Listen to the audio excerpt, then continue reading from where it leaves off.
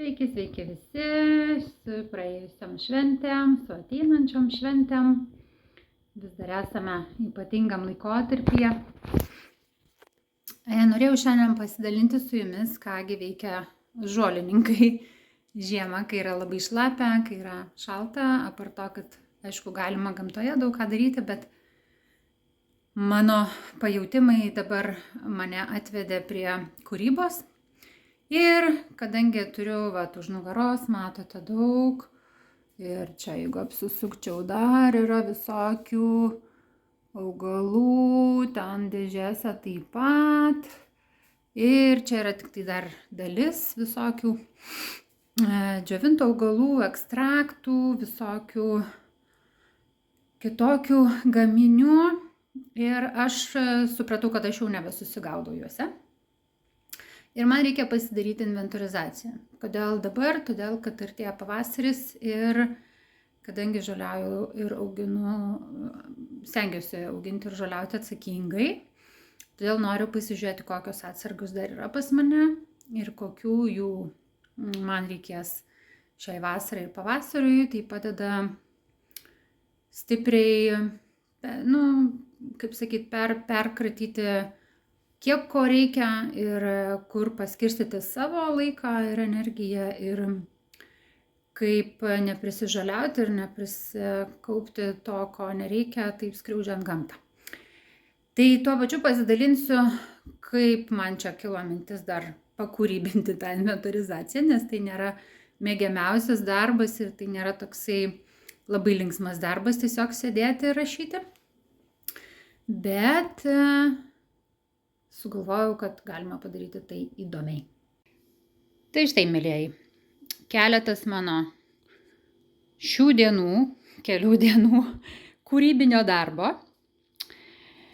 Turėjau krūvą visokių džiovintų augalų, kurie gulėjo tiesiog visaip kaip išmėtyti, sudėlioti skirtingose knygose, taip kaip džiuvo, bet paėmiau juos ir sutvarkiau. Štai tokių visokių. Ką dar su jais darysiu, nežinau. Tai jeigu turite kokių minčių apart atviručių ir paveiksliukų, kaip naudoti džiovintus augalus, tai labai būčiau dėkinga, kad pasidalintumėte idėjomis. Kaip matot, paėmiau tiesiog seną tokią pas mus gulėjusią gaunamųjų raštų registracijos knygą. Ją truputėlį padailinau, kad būtų man mieliau, gražiau naudoti ir visą laiką žiūrėti, estetikos poreikį patenkinti ir taip padabinau. Dar laukia keletas augalų tokių pusiau išdžiūvusių, kuriuos dėsiu į tą knygą, dar toliau formuosiu ir džiovinsiu. Šitie augalai yra iš dukters gimtadienio puokštės. Žodžiu, niekas neišeina veltui. Na, o čia, mėlieji, mano inventorizacijos susivinys. Nusprendžiau irgi, kad būtų linksmiau ir kad man nebūtų labai nuobodu ir prasta savijauta tai darant. Tai pasidaryti štai tokį, kartu patenkinti savo rankdarbių ir poreikį ir tokį pasikrapštimą su popieriumi.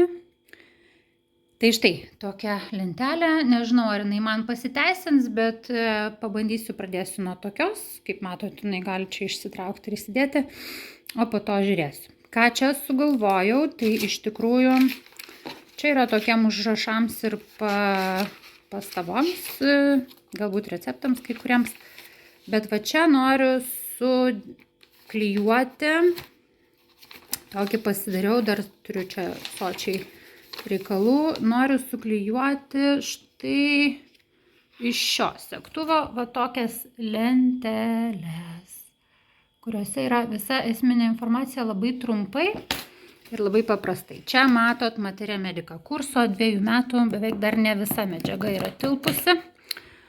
Tai šita medžiaga pas mus yra labai plati, tai čia, kad nereikėtų visą laiką į tą storą segtuvą mano lysti, tai aš tokį noriu pasidaryti, santrauką. Čia yra apie vieną augalą, maždaug apie kiekvieną augalą yra maždaug apie 19 puslapių, kai kur daugiau, kai kur mažiau. Tai kad kiekvieną kartą nereikėtų šito didelio ir sunkaus segtuvo pilno tempti, jau ir antras pradėtas, tai nusprendžiau padaryti santrauką tokią, kad turėčiau po ranka visada prie savo augalų.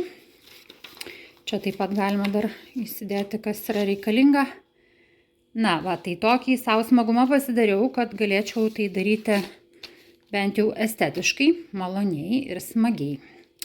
Na ir dar čia tokį savo visokių mokymų užrašų sąsiuvinį, irgi receptų įvairiausių sąsiuvinį taip pat irgi papuošiau. Tai prašau, pasidalinkit ir jūs, ką veikiat tarpušvenčiu, ką veikiat, kai šlapia, šalta ir niūru lauke, kokios kūrybinės mintis, pasidalinkit. Ir ką, iki kitų